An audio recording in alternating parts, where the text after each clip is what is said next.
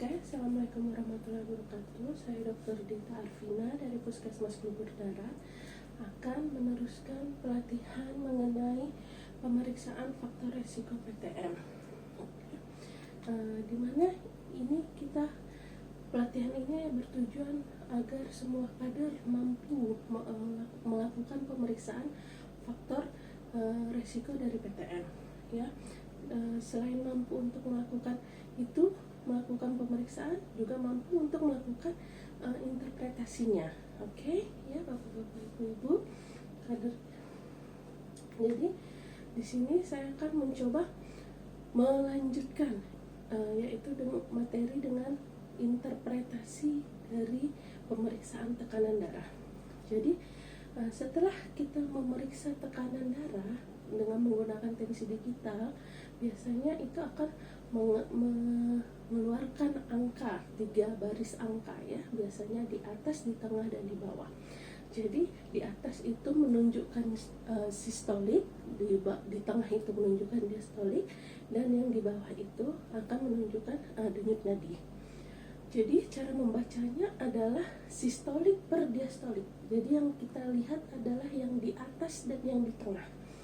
Jadi kalau seandainya misalnya angka yang di atas itu 130, yang di tengah itu 70, dan di bawah itu 80, berarti untuk hasil dari pemeriksaan tekanan darahnya itu adalah 130 per 70, begitu ya. Seperti itu untuk menentukan hasil pembacaannya. Lalu untuk interpretasinya bagaimana? Untuk interpretasinya kita menggunakan JNC7. JNC7 itu kita ada membaginya menjadi 4 kategori, yaitu normal, prehipertensi, hipertensi grade 1, dan hipertensi grade 2. Jadi untuk normal ya, kita melihat sistolik dan diastoliknya.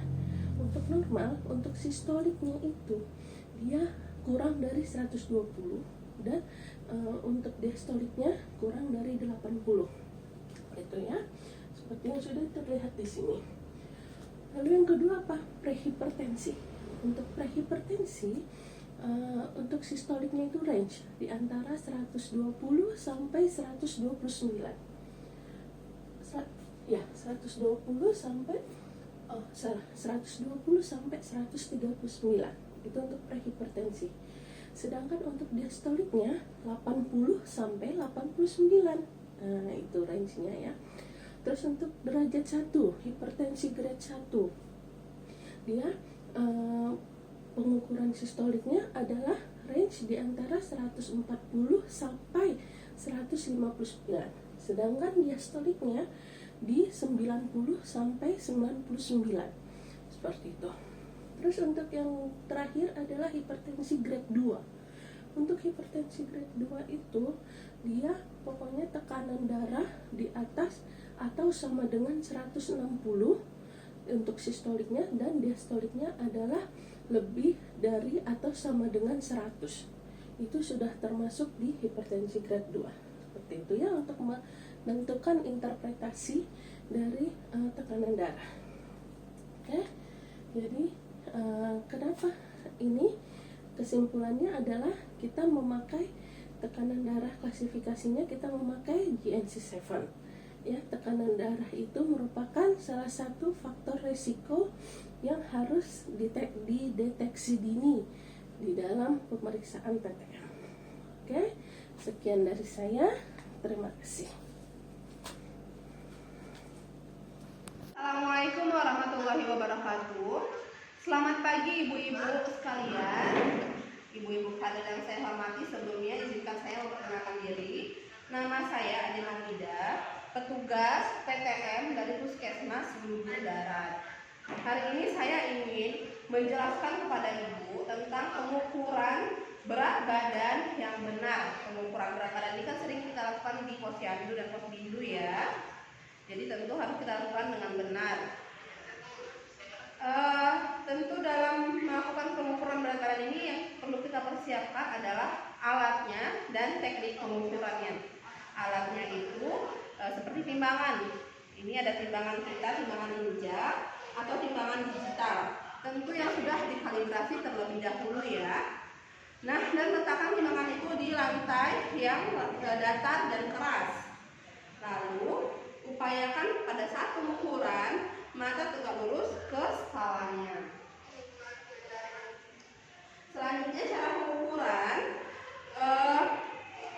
pastikan yang diukur, contoh saya seperti yang diukur, berdiri tegak lurus di timbangan, dan upayakan menggunakan baju yang tidak berat atau baju yang minimal.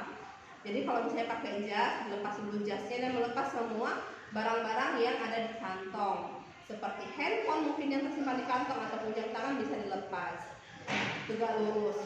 Dan nanti setelah pasien yang diukur berdiri di timbangan, tentu kader ataupun petugas yang membaca hasil timbangannya harus tegak lurus matanya melihat ke skala supaya jelas terlihat berapa bobot yang diukur.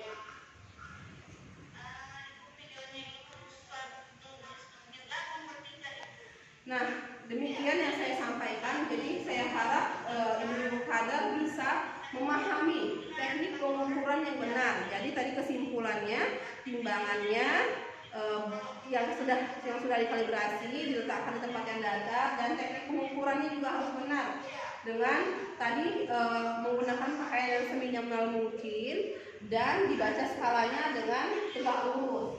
Demikian yang saya sampaikan, saya harap mudah dipahami. Atas perhatiannya terima kasih. Assalamualaikum warahmatullahi wabarakatuh. Assalamualaikum warahmatullahi wabarakatuh. Selamat pagi ibu-ibu semuanya. Gimana kabarnya hari ini? Sehat ya? Jadi pagi ini saya akan membawakan materi mengenai edukasi pentingnya aktivitas fisik bagi kita. Seperti yang kita ketahui, untuk mencegah penyakit yang menular itu salah satunya adalah rajin aktivitas fisik. Sebelumnya, perkenalkan, nama saya Nurhayani Ludi. Saya merupakan petugas promosi kesehatan di Puskesmas Blue Berdarah. Baik Bapak Ibu semuanya, sebelumnya saya mau bertanya nih kepada Bapak Ibu semuanya. Tahu nggak apa saja sih aktivitas fisik itu? Pasti sudah pada tahu ya Bu. Sedikit banyaknya saya akan menjelaskan di materi ini mengenai aktivitas fisik. Jadi aktivitas fisik itu terdiri dari 3, ada yang ringan, sedang, dan ada juga yang berat. Untuk itu, di aktivitas fisik ada juga kategori-kategori mengenai aktivitas fisik itu. Ada yang dilakukan secara individu, ada yang dilakukan di keluarga, dan ada juga dilakukan di posyandu atau komunitas atau di puskesmas. Ibu perlu ketahui bahwasannya aktivitas fisik yang dilakukan pada diri individu itu seperti apa Bu? Seperti kita sendiri. Setidaknya dalam 1 minggu itu tahu nggak berapa banyak yang harus kita lakukan dalam 1 minggu? Oke, Ibu tahu ya. Berarti satu minggu itu berapa banyak? 30 menit, 3 sampai 5 kali. 3 sampai 5 kali atau 150 menit dalam seminggu. Yang kedua, aktivitas fisik individu itu bisa dilakukan secara intensitas sedang per minggu. Kemudian tadi individu, yang kedua adalah keluarga. Nah, kalau keluarga itu bisa dilakukan 1 kali minimal dalam seminggu.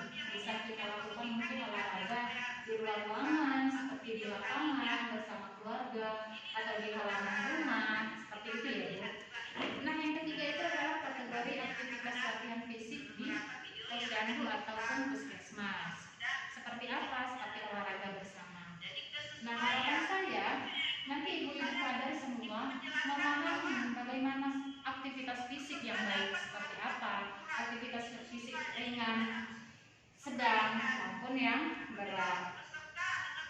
Kesimpulan saya, ibu dapat memberikan edukasi kepada masyarakat mengenai efek dari rajinnya aktivitas fisik tersebut.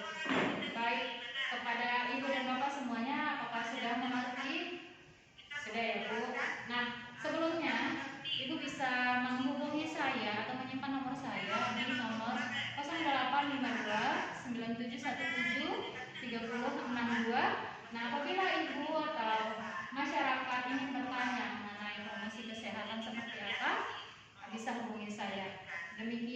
pemaparan mengenai edukasi fisik, aktivitas fisik